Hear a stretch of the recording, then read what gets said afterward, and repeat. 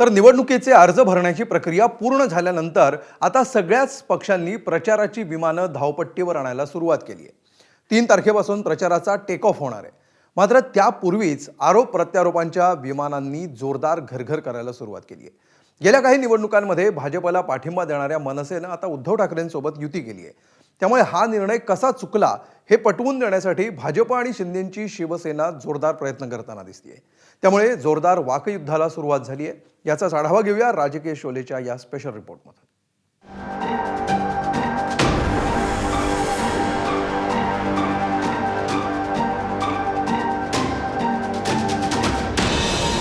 आवळा देऊन कोहळा काढणे या म्हणीचा अर्थ नेमका समजून घ्यायचा असेल तर तो उबाठा मनसे युती आणि काँग्रेस वंचित आघाडी यांच्याकडे पाहिलं पाहिजे। युबीटी 100% मनसेच्या पाठीत खंजीर खुपसणार हे मी 2 दिवसा अगोदर मुंबईच्या पत्रकार परिषदेमध्ये सांगितलं होतं। राज साहेबांना त्यांच्या पक्षाला जास्तीत जास्त जागा मिळाव्यात, जिंकून याव्यात अशी आमची इच्छा आहे।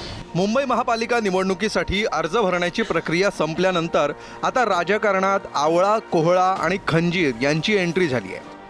मुंबईत शिवसेना आणि भाजप यांच्या विरोधात ठाकरे बंधू हा मुख्य सामना असणार आहे। मात्र आपल्या विरोधात लढणाऱ्या मनसेवर उद्धव ठाकरेंच्या शिवसेनेनं अन्याय केल्याचं भाजपला वाटतंय।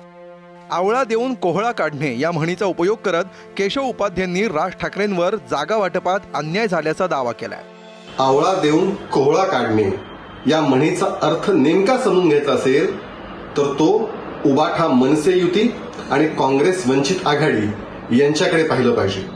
उबाठाने काय केलं? उद्धव ठाकरेंनी ठाकरेबाईंच्या गप्पा मारल्या, वारंवार दादरला फेऱ्या मारल्या आणि ज्यावेळी जागा द्यायची वेळ आली त्यावेळी आवळ्या एवढ्या जागा दिल्या आणि कोहळ्या एवढ्या जागा घेतल्या।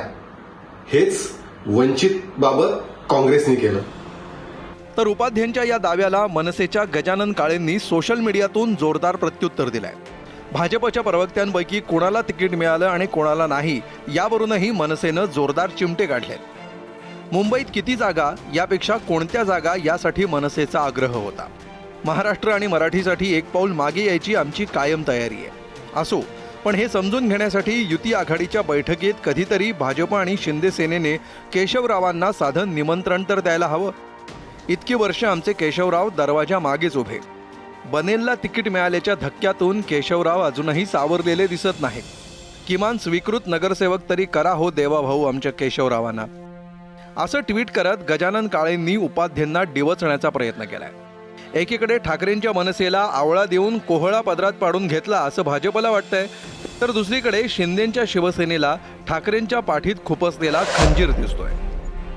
युबीटी 100% मनसेच्या पाठीत खंजीर खुपसणार हे मी 2 दिवसा अगोदर मुंबईच्या पत्रकार परिषदेमध्ये सांगितलं होतं। ज्या जागा मनसेच्या कार्यकर्त्यांना पाहिजे होत्या त्या न देता माझ्या माहितीप्रमाणे 43 ते 45 जागा या मुंबईमध्ये फक्त मनसेला मिळालेल्या आहेत। त्याच्यामुळे एकनाथ शिंदे साहेबांनी 3.5 वर्षापूर्वी उठाव का गेला याचं पुन्हा एकदा पुरावा आणि उत्तर हे मनसे आणि युबीटीच्या युतीनं आपल्याला मिळालं असेल। तर ठाकरेंच्या शिवसेनेनं या आरोपांकडे दुर्लक्ष करत ठाकरे बंधूंचा उद्देश स्पष्ट करण्याचा प्रयत्न केलाय।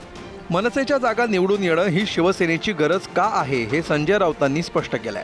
राज साहेबांना त्यांच्या पक्षाला जास्तीत जास्त जागा मिळाव्यात, जिंकून याव्यात अशी आमची इच्छा आहे आणि भावना आहे।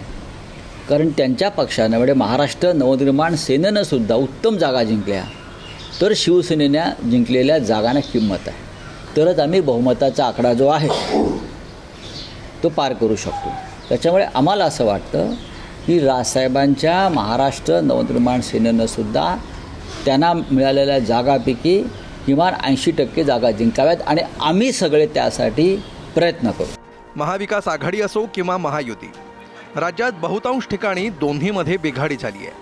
मात्र प्रत्येक जण स्वतःची बाजू सावरून घेत इतरांची उणीधुणी काढण्यात मशगूल असल्याचं चित्र उभं राहत आहे।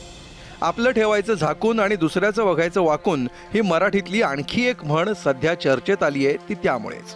रिपोर्ट एबीपी माझा। एबीपी माझा, उघडा डोळे बघा नीट।